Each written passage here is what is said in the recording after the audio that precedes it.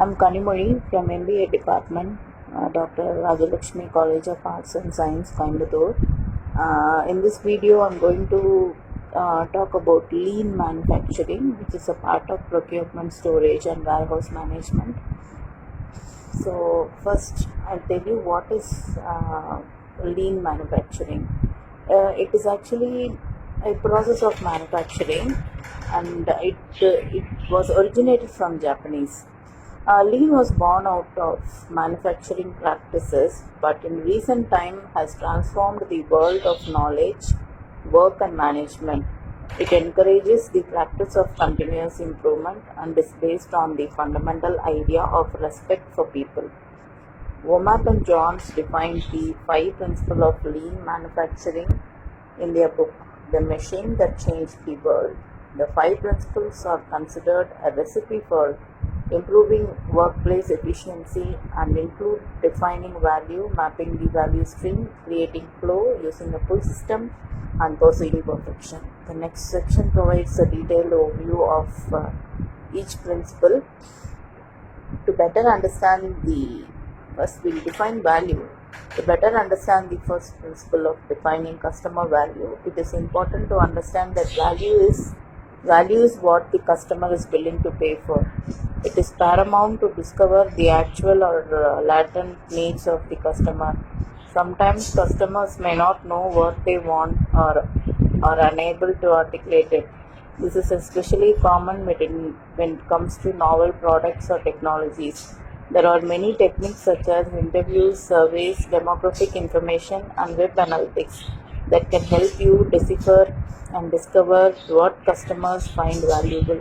By using these qualitative and quantitative techniques, you can uncover what customers want, how they want the product or services to be delivered, and the price that they offered.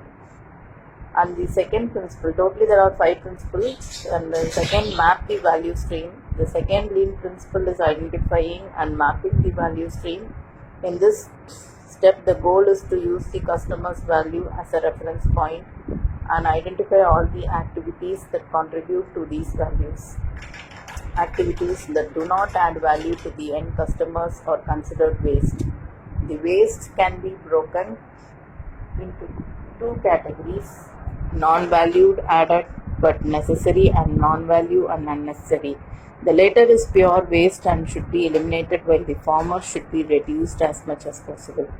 By reducing and eliminating unnecessary processes or steps, you can ensure that customers are getting exactly what they want, while at the same time reducing the cost of producing that product or services. Next, create flow, that is the third principle. After removing the waste from the value stream, the following action is to ensure that the flow of remaining steps runs smoothly without interruptions or delays. Some strategies for ensuring that value-adding activities flow smoothly include breaking down steps, reconfiguring the production steps, leveling out the workload, creating cross-functional departments, and training employees to be multi-skilled and adaptive. Fourth one is to establish pull. Inventory is considered one of the biggest waste in any production system. The goal of a pull-based system is to limit inventory and work-in-process items while ensuring that the requisite materials and information are available for a smooth flow of work. In other words, a pull-based system allows for just-in-delivery and manufacturing, where the products are created at the time and the needs of the end customers are satisfied.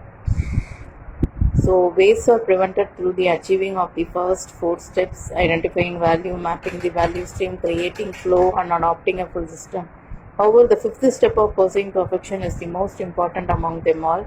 It makes lean thinking and continuous process improvement a part of organizational culture. So, applying these 5 principles, lean allows managers to discover inefficiencies in their organization and deliver better value to the customers. This principle encourages creating better flow in work process. So, thank you so much for your listening.